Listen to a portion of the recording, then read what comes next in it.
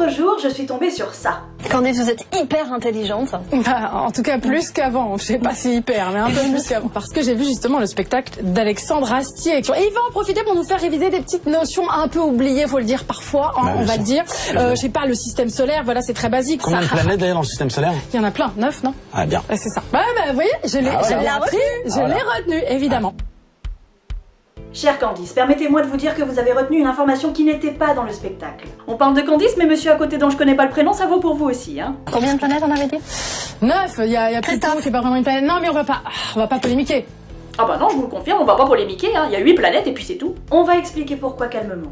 Oui, bah c'est un peu facile aussi, tu t'énerves jamais toi? Chère Candice, effectivement, Pluton n'est plus une planète et ce depuis 2006. Mais remontons un peu plus loin encore. Entre 1801 et 1807, les astronomes découvrent 4 corps, Cérès, Pallas, Junon et Vesta, qui sont considérés alors comme des planètes. Et puis on se rend compte qu'elles évoluent toutes sur des orbites très rapprochées. Et qu'en fait, à cet endroit-là, entre les orbites de Mars et de Jupiter, il y a une ceinture d'astéroïdes avec des tas d'objets dedans, dont Cérès, Pallas, Junon et Vesta. Et comme la dite ceinture contient des millions d'objets, ça n'a pas trop de sens de tous les considérer comme des planètes. Donc Cérès, Pallas, Junon et Vesta sont rangés avec les autres dans la catégorie des astéroïdes. Un peu plus tard, en 1930, on découvre Pluton. Un Américain découvre Pluton. Oui, on va y revenir. Et puis à la fin du XXe siècle, c'est la même histoire. On commence à découvrir tout plein de corps sur des orbites très proches de celles de Pluton. Quaoar, Makemake et Oméa par exemple. À tes souhaits. Alors là, on se dit que c'est parce qu'ils appartiennent tous à une autre ceinture d'astéroïdes. Elle s'appelle la ceinture de Kuiper et elle se trouve au-delà de l'orbite de Neptune. Et puis on découvre Eris qui est plus grosse que Pluton, mais qui se trouve encore plus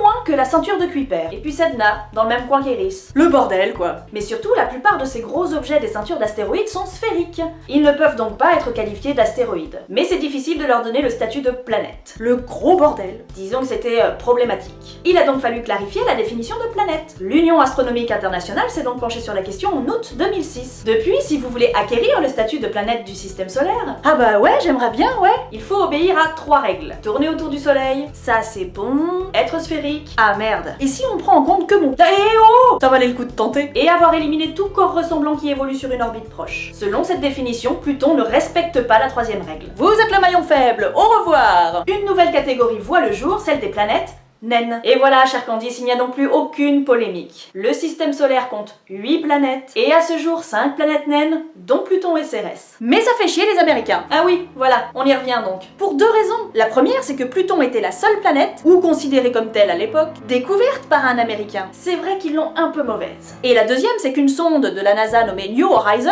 a décollé en janvier 2006. Les Américains étaient évidemment tout contents d'être les premiers à aller étudier sur place la planète la plus éloignée du Soleil. Sauf que quelques mois plus tard, l'Union astronomique internationale décide que Pluton n'est plus une planète. Et du coup, forcément, ils font la gueule. Mais ça n'en restera pas moins un exploit scientifique et technique. Certes, mais régulièrement, ils veulent réhabiliter Pluton. Peut-être était-ce la raison pour laquelle vous n'étiez pas sûre pour Pluton, chère Candice? Et Le nom des 9 planètes? ça, ce sera pour une prochaine chronique. Vous les avez sûrement apprises à l'école, je comprends que ce soit un peu loin. De la plus proche du Soleil à la plus éloignée, chère Candice, nous avons Mercure, coucou, Vénus, hey, la Terre,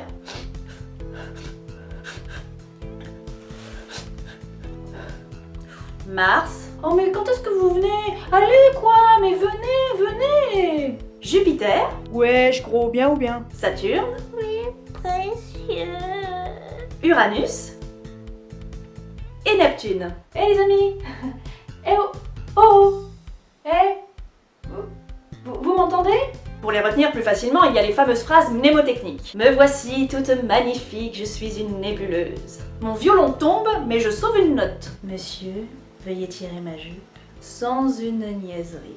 Oh, mais enfin! Oh, dis, mais non! Ou bien, chère Candice, en hommage à Pluton, mais vous tombez mal, j'ai sacrifié une naine. Et voilà, vous pouvez fermer internet et ouvrir un livre. Ou aller au théâtre. À la prochaine!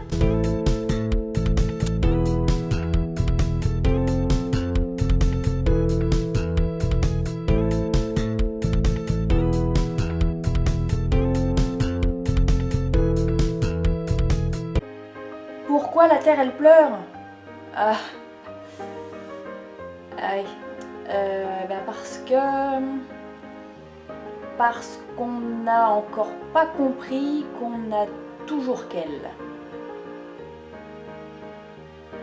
Ouais. Ça c'est pas... Non, c'est pas... Non.